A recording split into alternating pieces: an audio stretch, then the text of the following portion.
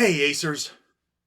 So I am going to forego the usual rules discussion today to just chat with you about the experience I just had over the last 3 days at FanX in Salt Lake City.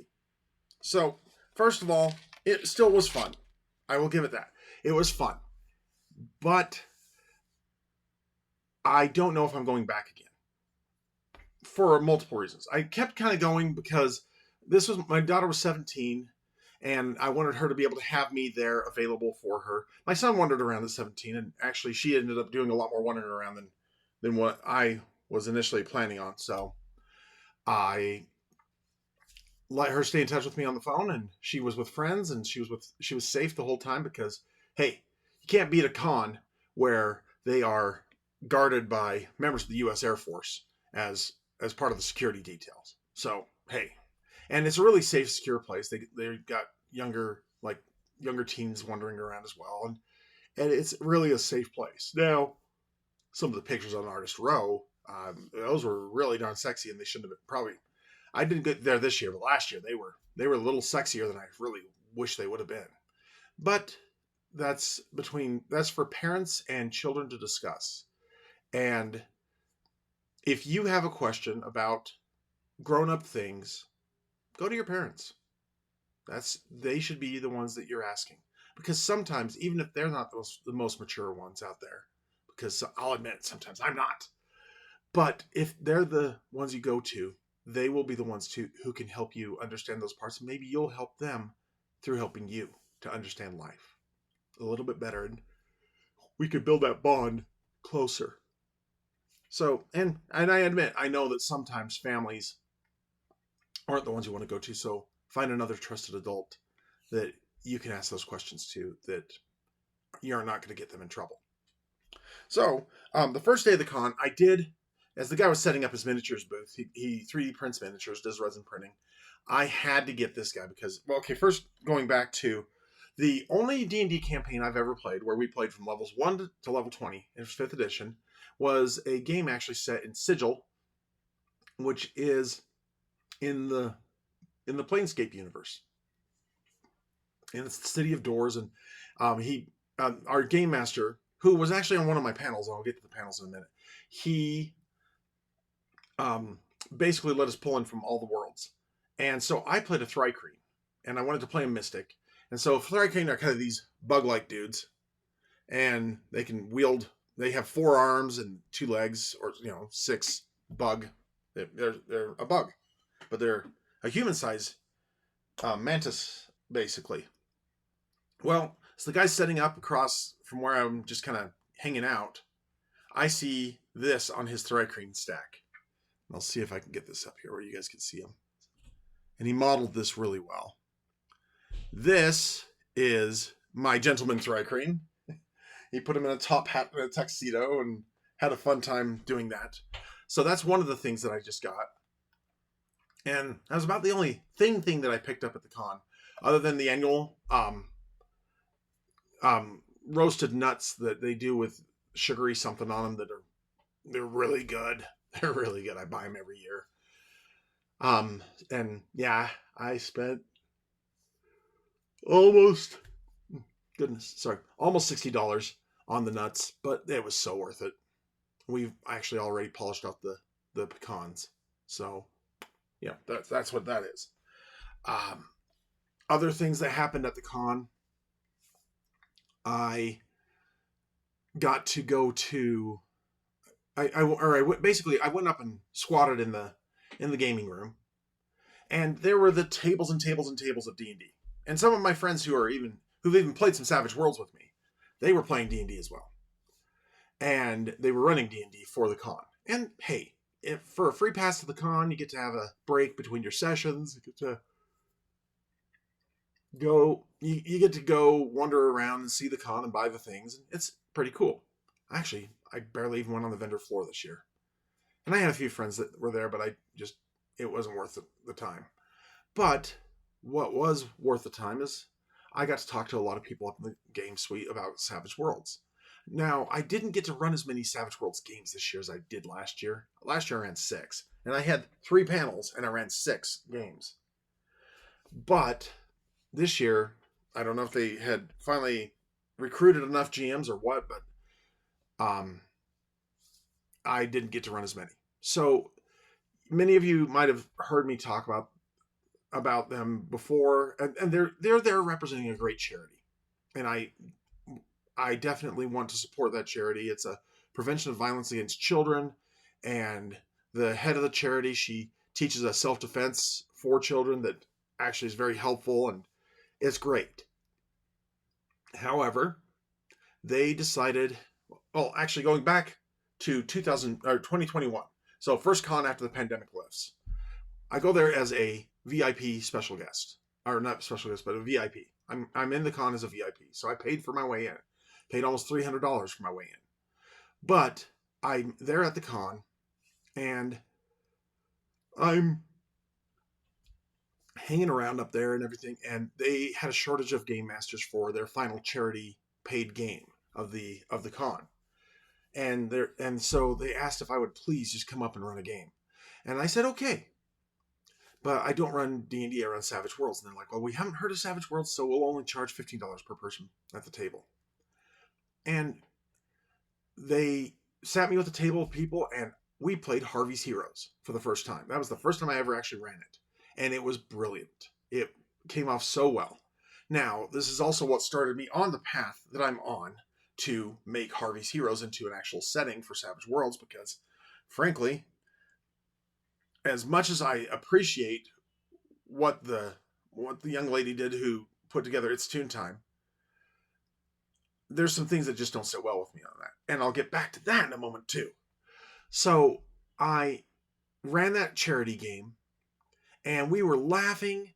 And there was one poor pregnant lady there that she was laughing so hard she had to go to the bathroom partway through the session just to keep things going. But they were just having a great time, and we were, admittedly we were noisier and having more fun than the D&D tables. And I've said it before on the channel, I'll say it again. I do not dislike D&D. I play D&D. I've been playing D&D since 2nd edition. I had to get my ninja book, 2nd edition, my splat book for that. And I love D&D. It is so much fun. Admittedly, I'd probably loved it even more if I'd been able to start with it in the 1980s, but that's neither here nor there. Regardless, as I had players leaving my table, one of the guys turns to his wife and says, "That's the best $15 I've ever spent." So I know that the material is good. I know that the system is good. We had a great time, and we laughed. We had just a grand time. I mean, my hanging out up there and stashing my gaming stuff in their version of the green room for the game masters, what actually turned into a good thing because they even fed me. But then as I got done, as I was walking out, they're like, "Please come back next year and run your games." So I'm like, cool. And I wait most of last year and don't hear anything from them. Finally, just a couple months before the con, I finally get a hold of them, and they say, "Well, what D&D games do you run?" I said, "I don't run D&D, I run Savage Worlds." "Well, we don't want you to come if you're not going to run D&D. I said, "Why not? You want people to come into the suite, spend time in the suite, and have a good time." And they're like, "Well, their line to me was, "We want everybody rowing in the same direction." Now, I don't know how bringing Savage Worlds or other game systems into a D&D heavy session or gaming room is going to be rowing in a different direction. Are people coming in? Are they playing a game? Are they having fun? Are they maybe sticking around longer and looking at the items on the charity table because they spent some time in the game room, and they're looking around and going, "You know what? I will donate to the charity to help kids not have violence in their lives," and things like that. And it's something that I want to help them with. I want to help them with it so bad. I want their charity to be successful. But they absolutely flat out refused me. But like I said, I ended up running 3 panels and being there all 3 days and running 6 Savage Worlds games. And it was a grand time. And I gave people a grand time. Even to the point that Flowers, the guy who is one of the guys who runs it, grabbed me aside and said, "Hey, are you going to run a game here?" And it was my last game, my Harvey's Heroes game that I was closing the con with. And I said, yeah, I'm off to go run it right now. He's like, these people, there were 4 people there. These people want to play. Do you have room at your table? I'm like, of course I do. Bring them over. And I taught them the Savage Worlds rules, and I did it in a short amount of time. We got out to the game and started playing. There was one of those kids who came in, and he was kind of quiet, shy, and not saying much, but he got into playing Carlos Chinchilla. And Carlos Chinchilla was such a great opportunity for him that he still gave me one of my favorite Harvey's moments, where he had tried to climb the rope of garlic, but had critically failed and fallen back to the ground and thump and was attracting the cat. The cat was coming. And so he pulls out from hammer space, which of course all tunes have. He pulls out from hammer space a label that says vinegar, slaps it on his belly, and stands there with his arms to the side and standing straight up and down. And the bottles, and so he's now a bottle of vinegar, and the cat fell for it. And it was brilliant. It was wonderful. And I had a great time, and I thank Flowers for getting that group put together for me. Well, this year they had a lot of GMs. They even had some GMs that weren't being utilized at certain times. And I was kind of bummed that I spent the whole day up in the room on Thursday. No one came to play. I had Knights Arcanum ready to go. So sorry to Brandon and my other buddies out there. Knights Arcanum, I still haven't been able to run it yet, but I'm going to run it at. I'm going to run that for my game at Halloween, or not Halloween, but I'll run it probably at Halloween too. But and if Pinnacle does Halloween this year, it'll be Halloween 4, which is really cool. But anyway, but I'm going to run it for the next Savage Saturday on the 19th of October. So if you're in the Salt Lake Valley and you want to come check out Savage Saturday, check out Savage Worlds, I'll be glad to introduce you to the game. The great thing is it takes about 10 minutes to give you enough information that we can get playing the game, and then we tell you the other rules as we go along. However, that being said, I wasn't able to run Knights Arcanum. Next day I came with a couple things ready to go, but the main thing that I had some people already committed to, and it worked, was I ran The Curious Death of Violet Evans by Tracy Sizemore in the East Texas University's campaign setting. And that was a blast. It really went well. There were some moments of genuine fear and horror, and we had one guy who he walked in, saw my son in his Sub-Zero costume for Mortal Kombat 2 and or 11 or whatever's up right now. I don't really play those kind of games much anymore. But I did play 2 a bit back in the day on the arcade. But anyway, I'm running the game, and he comes in and he wants to play. And so sat him at the table, gave him the 5-minute explanation, and he got into it, and I corrected a few things as we went along, but he got it. And he had so much fun. He came back yesterday morning for Harvey's Heroes, which I did get to run, but I ran it at like 11:30 yesterday morning. And I had to leave partway through because the app that I used to pay for parking wasn't letting me pay for parking. So I had to run all the way back down to where we were parking to not get a ticket or not get towed and take a picture and all that kind of stuff. So it was a scary moment there for me. I even stretched my hamstring in a weird way, and it's still a little sore. But hey, that's what happens. So I did that, and I got that done, and I still had a couple great conversations with people about Savage Worlds. But the big keys for me were 8 p.m. Thursday night. I did a panel with some friends of mine. I got to bring in some friends of mine to do this panel with me on cliches. So let's take a moment here and actually talk about cliches in role-playing gaming. First of all, and I'll put a link to it below, there is a website out there called TV Tropes. And I recommend that you take a look at it if you're a game master. I've probably already recommended it on the channel because it's a fun site. It's an enjoyable thing to do. And when you watch TV Tropes, it's just or when you read those tropes, it points out that, yeah, well, you're using those tropes. So you got to be careful when you use a trope, but you can use a trope or even a cliche, which a cliche is a trope. Well, let me just even back up further. If you are using something to say something is like something else, you're kind of going into trope territory. But what it is basically it's something that we can shorthand say that this thing is. So with a trope, it I'm gonna just pull this up while I'm talking to you, but a trope is a it's just I'm gonna like I said, I'll just pull it up tvtropes.org. So a trope is just like a thing that happens in a story that lets you know, yeah, this thing is here. So let me do a random trope look up here. Clamshell currency. That's a good trope. Money hasn't always been golden coins and paper bills. History has seen many varied currencies, and seashells were a very popular choice. Some were really beautiful and looked valuable enough. Entire civilizations have used seashells as their currency. In many parts of the world, including North America, Oceania, which Oceania is like that area around Australia, Africa, and Asia, notably the use of cowrie shells as money in China can be dated back 3 millennia. The Chinese character for money even is a pictograph of a cowrie shell.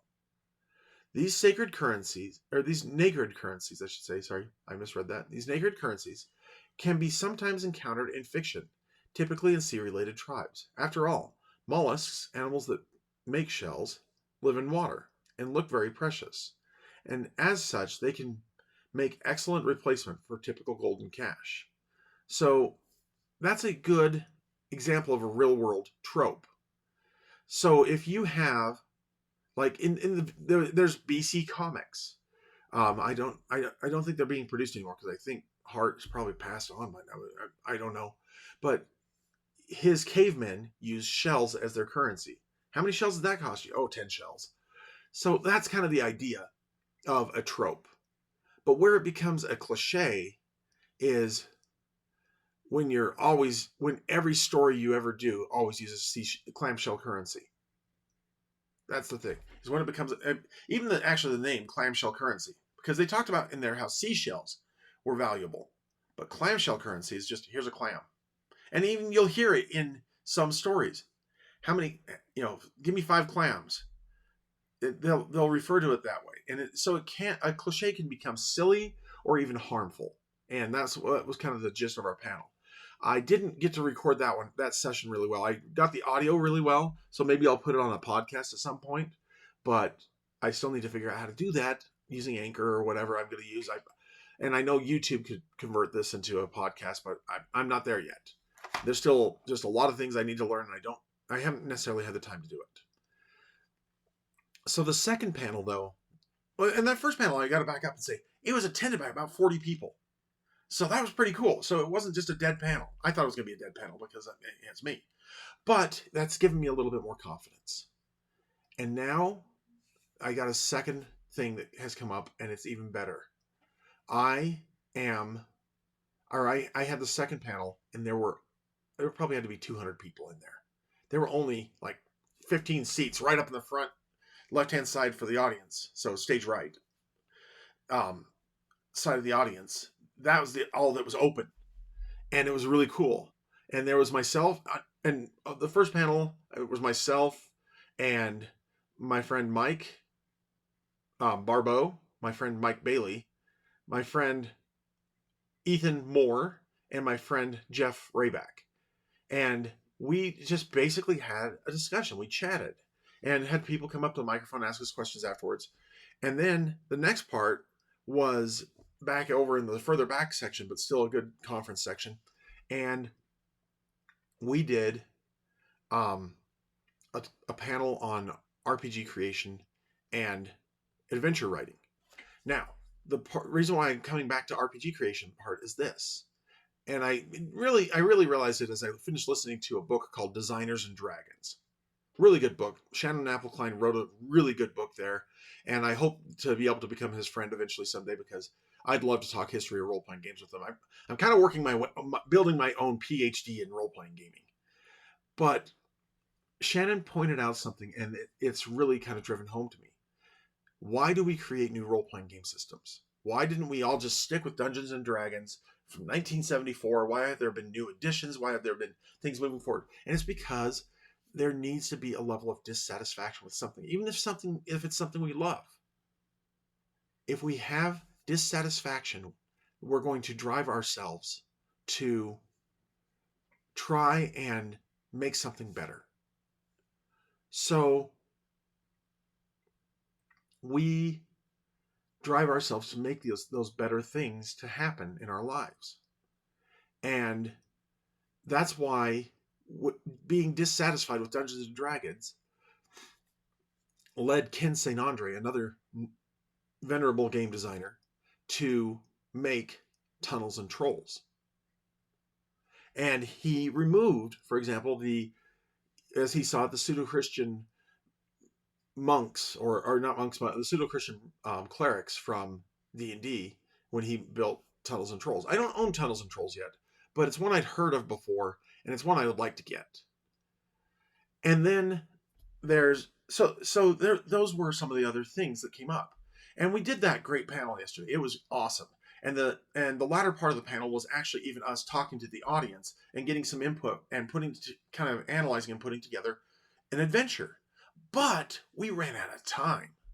So if I ever do that again, if I go back to FanX next year and do that again, I'm going to ask for a workshop. And I'm going to ask for a 4-hour workshop so that we really can break down and even maybe do a play test of part of the adventure, and have an example like a combat using multiple different systems or something. I don't know, but there's going to be some things that need to change in order for me to go back to FanX. I went to SaltCon earlier this year. Now, they are still mostly a board game convention, but they did have a whole room dedicated to role-playing games. I'm going to talk to the role-playing game group people and see if there's not a way that we can take the games that aren't D&D and stick us in another side of the Davis Events Center to give the D&D people their space. I'm torn. Maybe just stick us in that space later on on the second or third day when they decide to do their league or guild or whatever play, because they were having 20 tables, all with one game master, and he was guiding the whole thing, but he had to be loud and projecting, and it was great. And they even did some of that yesterday at FanX with Dead Wars. They did the next part of it. And my friend and a great game master, Dax Levine, he was leading that whole thing, and he was amazing. And I am actually hoping to get to hang more with him this year. So Dax, shout out to you. But the thing is that when you have a really loud audience group participation thing, like there was a point where the presenters over there had everybody stomping their feet, and everybody stomped their feet, and it shook the whole floor. It felt like an earthquake. And then everybody was pounding on the tables, and you couldn't even talk to the guy next to you. It was so loud. So maybe that's something I'll work with the role-playing game group up at SaltCon to pull off for next year, March, when I go back to do that again, because I am going back to at least the big annual one. So and I've also heard very good things about Dragonsteel. I'm going to try and go this year, but I don't know if I can afford the $65 right now, because I did spend a lot more money at FanX than I planned on. And then I'm going to also try and I'm going to try and go at least to Dragonsteel next year if I don't make it this year. And because it's the Monday and Tuesday before Thanksgiving. And that time I'll just take off Monday, Tuesday, Wednesday, take the whole week off before Thanksgiving, and I'll just go to that. So, and maybe if I have the hours, I can take maybe one of the days off for Dragonsteel. I don't know. I'll see what happens. But it's at the Salt Palace as well. And that's Brandon Sanderson's con. And he deserves a con for all the output he's done and all that kind of good stuff. So, going back to some of the early designers and things of Dungeons & Dragons and early role-playing games and the early luminaries in the industry, there's one who's still doing stuff, and he's got a company called Game Science. And he originally worked for it, and then it kind of went defunct, and then he bought the name and some of the products, and he's continued to do stuff. And one of the things that he's known for is his dice. His name is Lou Zaki, and I would have pronounced it Zachi, and that's how I initially pronounced it when I got this thing of dice for Dungeon Crawl Classics. But I went to Game Science website and I found out about what they were saying and everything like that. So now I know it's Zaki. That's how he pronounces it. So that's how I will pronounce it as well. Then it led me to understand. I watched a video of his, and it led me to understand something about his dice. And that is that because he designed what are called Zaki dice. And Zaki dice, and some of them even as recent as 2001, they are shaped different than regular dice.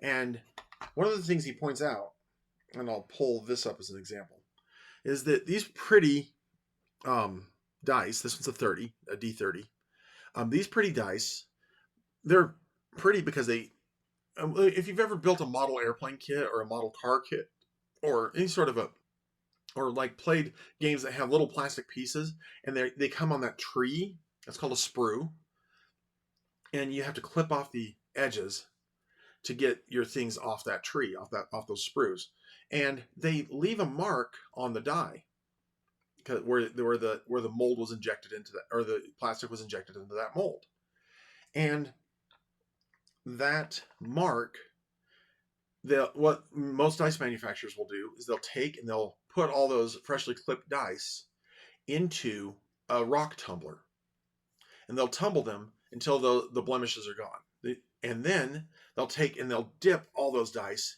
in a bucket of paint or ink, and then pull it out, and then they'll put it in another rock tumbler that has a coarser grit that tumbles those dice again to sand off the excess paint or ink that they used on the die. And then once they get that part done, then they put it into a polishing compound in a rock tumbler and they polish it. However, and I will pull these up as example number 1 and 2.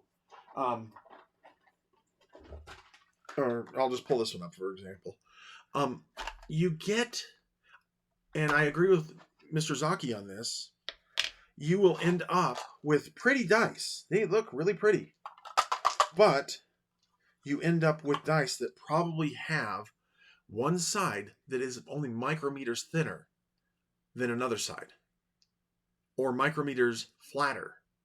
And basically, from top to bottom here might not be the same size with a micrometer as top to bottom here. And this purple D20, which is supposed to be a balanced D20, and I like their D4. Their D4 is great. This Arch D4 is really cool, and I recommend picking it up. It's Roll for Initiative. If that can, oh no, that's just reflecting. Let's see if I can get their paper out here. Nope, it's just, oh, there you go. There's Roll for Initiative. And their Arch D4s are really cool, and I love the color scheme on these dice. This purple, this translucent purple with the blue paint in it. It's really cool. So I have that same shade of blue paint in another die set, and it's hideous because it's on a cream colored background. But anyway, so that D20 has caused more agony for me playing Dungeons and Dragons than any other D20 I've ever used. So I'm retiring that D20. They even tout it as a balanced D20. And I say, I am sorry, but you are wrong. This thing is not balanced in the least. And that's what happens when you have these rock tumblers that are unevenly polishing these dice. So what Mr. Zaki does is he just clips them off the sprue and makes sure they're flat. And because when they go into when they go into the injection mold, they're balanced. They come out as a balanced die, as long as you remove that piece of the sprue. But he puts the sprue part in a place that's going to be the least damaging. Like it's right here on the edge of this D10. And yeah, and it shows you the color. But D10, the D4, the D6, look at how sharp those sides are on that. They are perfectly, they meet sharp. The D100 die is, the D100, they have pointy tops. There are sharp angles on the D20. The D and there's sharp sides on the D12 and the D8. But they did round off the corner, or they did at least file off the corners on the D4, so that way it doesn't hurt you, because that can hurt, and it will probably make it easier for picking up. Yeah. So these dice are now going into my dice bin of power. I might actually remove the purple dice from there. As a matter of fact, I'm going to remove the purple dice. That's what is going to change from this bin. So I have another set because I do like an electric purple, a royal purple, but these ones, they're pretty, but I mean they've got a really pretty color to them. But I want fair rolls, and so these ones will go now into my. They'll go now into my bag, which is fine, and I've got a great bag. I've had that bag for a long time. Actually, I think I'm going to probably have to get a new one. But there's the 4, 6, 8, 2 10s, 12, and a 20. But I am going to keep their metal die component in here. And that's what my new tan Zaki dice, or Zaki set, are going to do from Game Science. And I'll put a link in the below as well for Game Science. So one thing, though, that Zaki did is he's the first person who came up with a 3-sided die. Now, I found out something. Initially, this was what I thought was a D3, and this is for Dungeon Crawl Classics. This D3 is just a D6 with 1, 1, 2, 2, 3, 3. And it's good. It's a good die. I have no problems with that die. But I found out that Zaki's D3 looks like this. And not only that, but there's the sprue mark on the end. But when you roll it,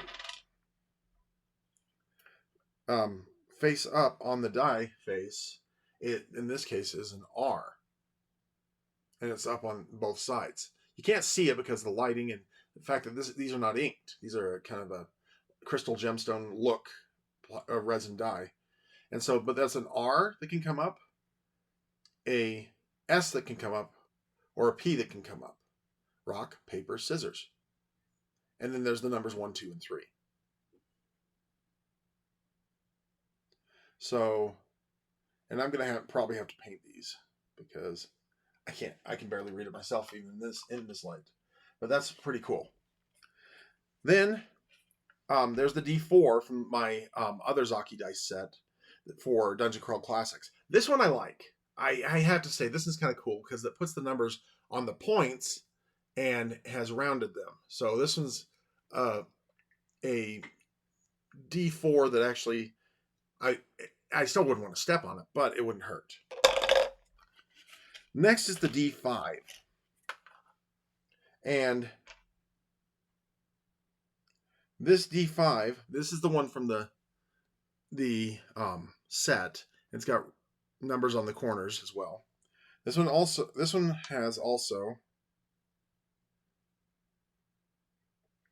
has a very, okay, so I just rolled it and I rolled a 3 on it. This one here, I rolled a 1 and it landed flat. So it's going to be interesting to roll these ones. But these ones aren't, I'm actually not going to put these ones in my regular set, except the rock, scissors, paper die. I'm going to put that in my regular set. Okay, so that's the D5. There's the D6, which we've talked about before, because we roll it all the time.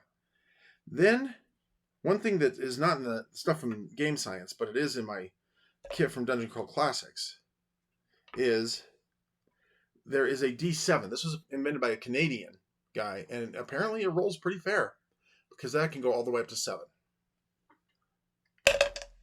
Then there's the D8, and the D10s that we've talked about, the D10 and the percentile die. But this one on its I